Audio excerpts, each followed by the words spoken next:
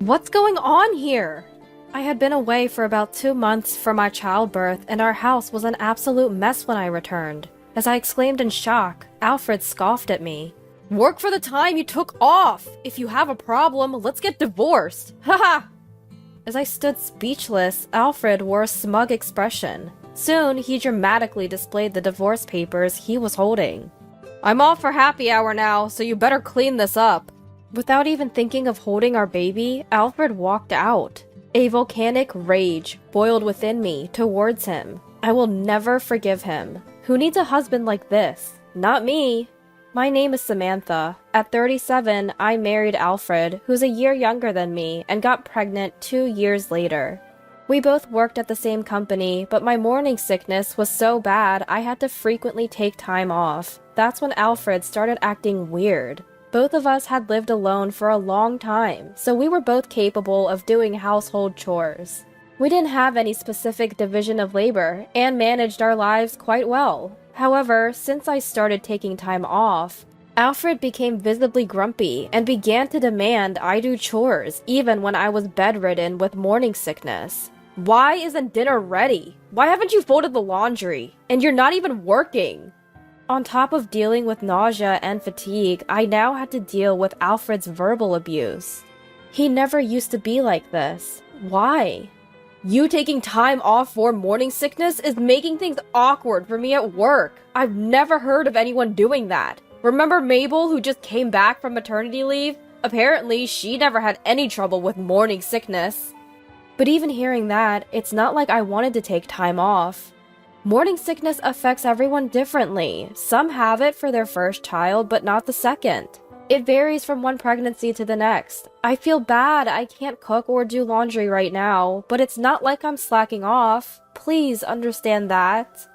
I managed to say, lifting my heavy body, but Alfred just glared at me. Must be nice being the pregnant lady and getting away with it. At least you could have made some rice. That's not too much to ask. His words pierced my heart. I couldn't stand the smell of cooking rice since my morning sickness began. It would make me feel nauseous. I had already explained this to Alfred, and still, I couldn't come to terms with how he changed so suddenly. Right now, I'm involved in a major project at work. I don't want to take time off if I can avoid it. I try to get some work done at home, but the nausea and fatigue get in the way. I'm grateful for our baby, but it's tough managing work and daily life. Experiencing pregnancy for the first time, nearing 40, was physically and emotionally draining. I just wanted Alfred to understand and help with chores, but he acted the exact opposite of what I hoped for. It might be true that other women at work don't take time off during their pregnancy, but I wish he'd listen to me, his wife, first. Once my morning sickness subsides, we can return to how we used to be. I decided to focus on that hope, but that hope was shattered. One day, Alfred said, I talked to Nolan the other day. He's never lifted a finger at home. Makes me realize how great a husband I've been. It's always been about you, Samantha. You need to grow up now that you're becoming a mom.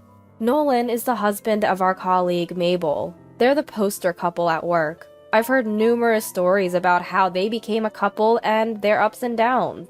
They're well regarded and trusted. And Nolan never doing chores? I'd love to hear the truth someday. Yet Alfred kept comparing himself to Nolan, piling chores on me. Will I ever have a good relationship with Alfred once our child is born? I spent my days tossed by these emotions. As my due date approached, I decided to give birth at a clinic near my parents' house. A few weeks after moving to my parents, I gave birth to a beautiful girl. Seeing our baby, all the pain and fear disappeared. Alfred changed back to being a caring husband and a loving father. He would feed the baby, change her diapers. While serving tea, Mom praised him. Thank you, Alfred, for coming even on weekdays. Samantha, show some gratitude. Watching Alfred care for our child, Mom was very impressed. Though I had mixed feelings, I had to admit he was stepping up. Maybe holding our child changed Alfred. I thanked him. Thank you, Alfred. I know you're tired from work. Don't overdo it, okay? He smiled and replied, She's our child. It's natural for me to care for her. You rest up, Samantha. He really is back to his old self. A wave of happiness washed over me, and I was looking forward to our life together. After a month-long checkup at the clinic, we planned to return to our apartment with our daughter the next day. Mom looked a bit sad and said, "You could have stayed a bit longer." But Alfred had repeatedly asked me to come home early. He probably couldn't wait to start our life together as a family. Excited, I opened the door to our apartment, but what I found was beyond belief. Clothes were strewn everywhere in the living room, dishes were piled up in the sink, and the brand new baby crib was still in its box. What is this? I cried out in shock. Alfred appeared, laughing mockingly. "Finally, you're back. Do you know how hard it was without you? Make up for your absence and get to work. That's why I wanted you back early. If you have a problem, let's divorce. Ha!" He spread out the divorce papers right in front of me, making sure I could see them clearly. Alfred's section was already filled out. I couldn't believe that my own husband could be like this. I was left speechless. I had thought he's changed. Our daughter has transformed him. How wrong I was. Without uttering a word, Alfred headed for the door. "I'm off for happy hour. If you don't want a divorce, better clean up." Leaving with a condescending tone, Alfred walked out. He didn't even try to hold our daughter, not even giving her a fleeting glance. At that moment, everything became clear to me. His behavior at my parents' house had been an act to get me to come home sooner. I had hoped that one day Alfred would return to being his old self. I believed that as I went through childbirth, but I can't anymore. Holding back the overwhelming anger, I made a decision. I will never forgive that man. Divorce? Bring it on. I'll be the one to leave him. Once I made up my mind, I acted swiftly. I signed the divorce papers he handed me and immediately submitted them to the city office.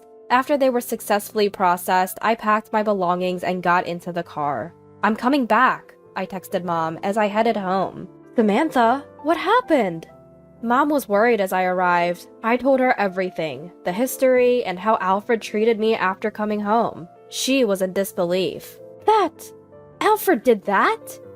Seeing her shocked, my heart ached. She had only seen the good in Alfred. Can't blame her. I was never good with relationships, and at 30, I still had no partner. They probably worried if I'd ever marry. They were overjoyed when I introduced Alfred, so I never told them about our marital issues. I had tried so hard to put their minds at ease, not wanting to burden them with more worries. But right now, I couldn't concern myself with what my parents thought. I had reached my breaking point.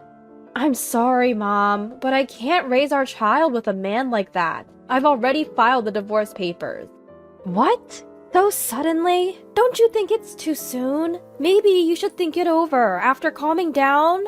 Upon hearing the word divorce, Mom was visibly shaken. She was strongly opposed to the idea, but my determination remained steadfast. I didn't want to upset Mom, but I needed her to understand my decision.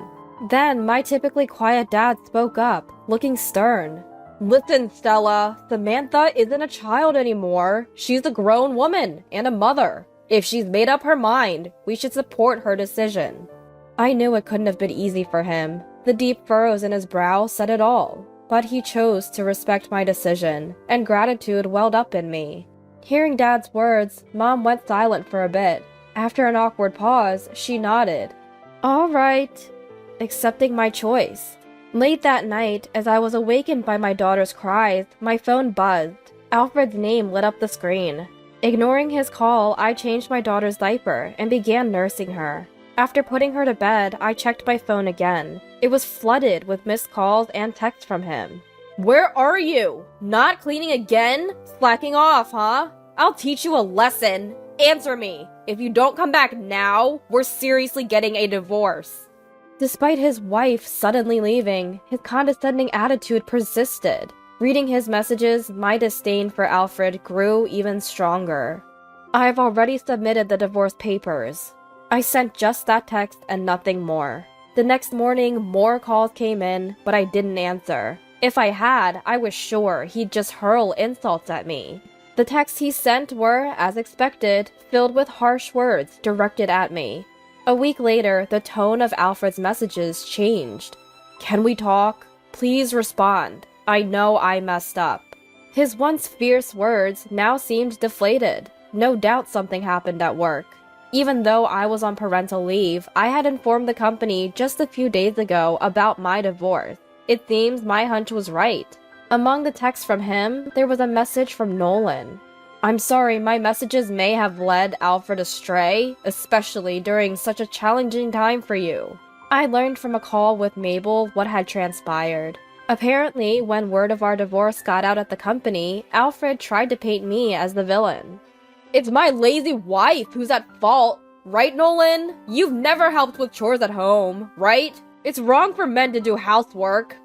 Alfred had hoped to rally Nolan to his side with those comments. However, Nolan responded with clear disgust, reprimanding Alfred. "I don't believe housework is just a woman's job. Couples should cooperate. That's why I never said I helped. Doesn't mean I don't do it. Don't twist my words to fit your narrative." Alfred, who had been so sure of himself, stood stunned upon hearing the truth. Other colleagues were present, and now rumors about Alfred's behavior spread rapidly. Unable to handle the mounting pressure, he likely reached out to me for support. But it wasn't about Nolan. Alfred had changed, and not for the better. He demanded that I do housework even when I was weakened from morning sickness, made me clean, and do laundry when I couldn't move freely due to my growing belly, and commanded me to clean our messy home right after I came back from childbirth. No matter how much he apologized now, my feelings would not waver. I decided to completely ignore him, but Alfred wouldn't give up. One weekend morning, he showed up at my parents' home. When I opened the door, he began apologizing profusely. "I'm sorry. It was my fault. Please, give us another chance." Seeing him so desperately apologize, I was taken aback. This was the man who had looked down on me for nearly a year. When I remained silent, Alfred continued. "Nolan corrected me. It's not that he never helps with housework, but he sees it as a given, not something he helps with. I misunderstood and took it out on you, Samantha. But from now on, I promise I'll change. I'll do my part in housework and child rearing. Let's try again." "You're the liar here." I immediately pointed it out, and Alfred blurted out, "What?" in a dumbfounded tone. I was deeply exasperated by my poor judgment in choosing him as a partner. There's no way I could ever reconcile with such a man. I glared at Alfred and sternly said, "You know, I got a message from Nolan and Mabel, so I've known from the start that you misunderstood what Nolan said. But the thing is, you conveniently interpreted it to push all the household chores onto me. That's all on you, isn't it? Can you not act like Nolan misled you? You're just too selfish." At my words, Alfred looked shaken, but it seemed he still hadn't given up. I'm sorry. It was my fault for misinterpreting. Please. So, no matter what you say, my feelings won't change. Just leave now." I cut off Alfred's words and coldly sent him away. This time, Alfred clung to my arm in desperation. "Please, hear me out. Things are tough at work now. Nolan's family looks down on me, and everyone else is cold. If we can mend our relationship, maybe they'll change their minds." I see. So that's what it is. This man, after all, is just that kind of guy. Only thinking of himself. A truly despicable man. You're always thinking about yourself. Grow up. Face the consequences of your actions. I forcefully shook off his grip. He collapsed to his knees, burying his face in his hands. In the end, my father had to escort him out. A year passed. My daughter started attending daycare, and my maternity leave ended. The idea of working with Alfred again made me uneasy. However, I wasn't willing to let go of what I'd built for his sake. When I returned, everyone welcomed me warmly. At that point, I came to a shocking realization. Turns out, Alfred had left the company more than half a year ago. Apparently, he couldn't stand the looks he got and decided to leave. Later, he sought refuge at his parents' home, but his older brother's family was already living there, making things uncomfortable. Given his age, he struggled to find another job. Now he's responsible for all the household chores at his parents' house. As for me, I'm working hard to regain the skills I lost during maternity leave. With my parents' support, I'm managing both work and childcare. I'll continue to give my all every day for my daughter.